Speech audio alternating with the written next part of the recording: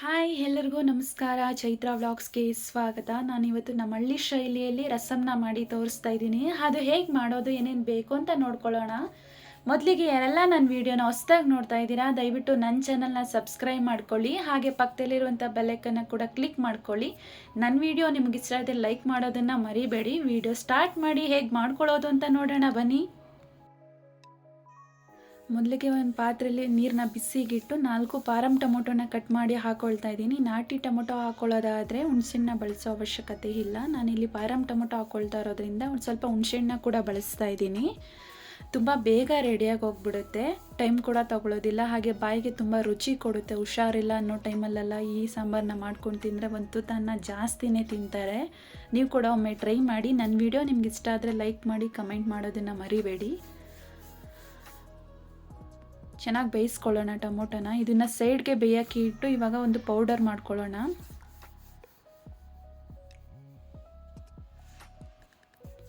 ಬಾಣಲಿ ಬಿಸಿಗಿಟ್ಟು ಪೌಡರ್ನ ರೆಡಿ ಮಾಡ್ಕೊಳ್ಳೋಣ.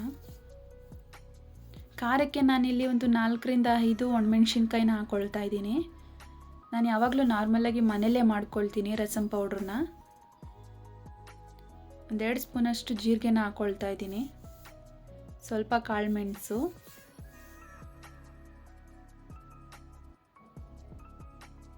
ಇದನ್ನು ಮೀಡಿಯಮ್ ಉರಿಲೇ ಘಮ ಬರೋವರೆಗೂ ಚೆನ್ನಾಗಿ ಫ್ರೈ ಮಾಡ್ಕೊಳ್ಳೋಣ.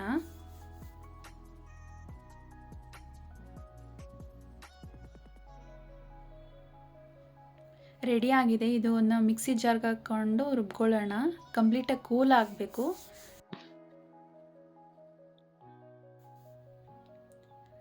ಟೊಮೊಟೊ ಎಲ್ಲ ಚೆನ್ನಾಗಿ ಬೆಂದಿದೆ. ಇವಾಗ ಇದನ್ನು ಚೆನ್ನಾಗಿ ಸ್ಮ್ಯಾಶ್ ಮಾಡ್ಕೊಳ್ತೀನಿ.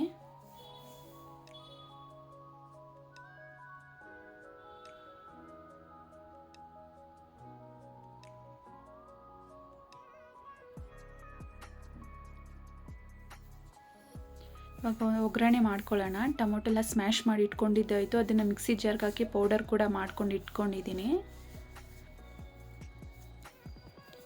ಸ್ವಲ್ಪ ಎಣ್ಣೆ ಹಾಕಿ, ಎಣ್ಣೆ ಬಿಸಿ ಆಗಿದೆ. ಈಗ ಸಾಸಿವೆ ಕೂಡ ಹಾಕ್ಕೊಳ್ತಾ ಇದ್ದೀನಿ.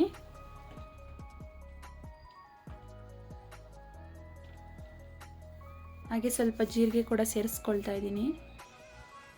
ಖಾರಕ್ಕೆ 2 ಬ್ಯಾಡಗಿ ಮೆಣಸಿನ್ಕಾಯಿನ ಹಾಕ್ಕೊಳ್ತಾ ಇದ್ದೀನಿ.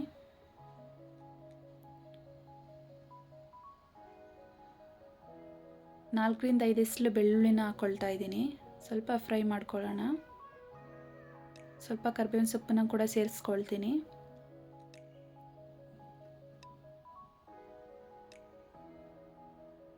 ಟೈಮ್ ಇಲ್ಲ, ಏನಪ್ಪ ಮಾಡೋದು ಅನ್ನೋವಾಗ ಈ ಸಾಂಬಾರು ತುಂಬ ಬೇಗ ರೆಡಿಯಾಗಿ ಹೋಗ್ಬಿಡುತ್ತೆ. ನೀವು ಕೂಡ ಒಮ್ಮೆ ಟ್ರೈ ಮಾಡಿ ನೋಡಿ. ಇವಾಗ ಬೇಯಿಸಿಟ್ಕೊಂಡಿರುವಂಥ ಟೊಮೊಟೊನ ಹಾಕ್ಕೊಳ್ತಾ ಇದ್ದೀನಿ. ರುಚಿಗೆ ತಕ್ಕಷ್ಟು ಉಪ್ಪು, ಫ್ರೈ ಮಾಡಿಟ್ಕೊಂಡು ಪೌಡರ್ ಮಾಡ್ಕೊಂಡಿದ್ನಲ್ಲ ಅದನ್ನು ಹಾಕ್ಕೊಳ್ತಾ ಇದ್ದೀನಿ.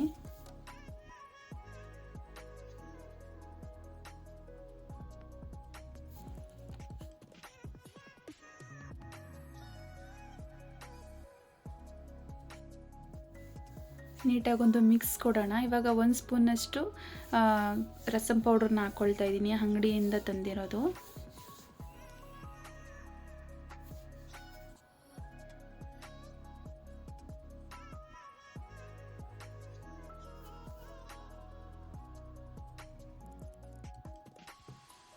ಕುದಿ ಬರ್ತಾ ಇದೆ. ಲಾಸ್ಟಿಗೆ ಸ್ವಲ್ಪ ಕೊತ್ತಂಬರಿ ಸೊಪ್ಪನ್ನು ಹಾಕ್ಕೊಂಡ್ರೆ ಸಾಂಬಾರು ರೆಡಿಯಾಗಿ ಹೋಗ್ಬಿಡುತ್ತೆ. ಚೆನ್ನಾಗಿ ಒಂದು ಕುದಿ ಬಂದರೆ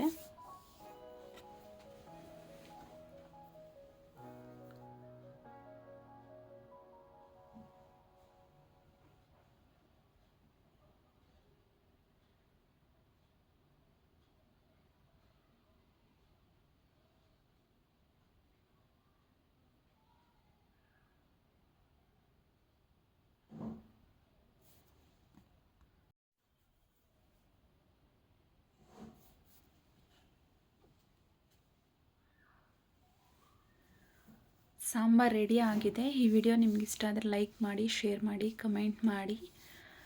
ಮತ್ತು ಮುಂದಿನ ವಿಡಿಯೋದಲ್ಲಿ ಸಿಗ್ತೀನಿ. Thank you.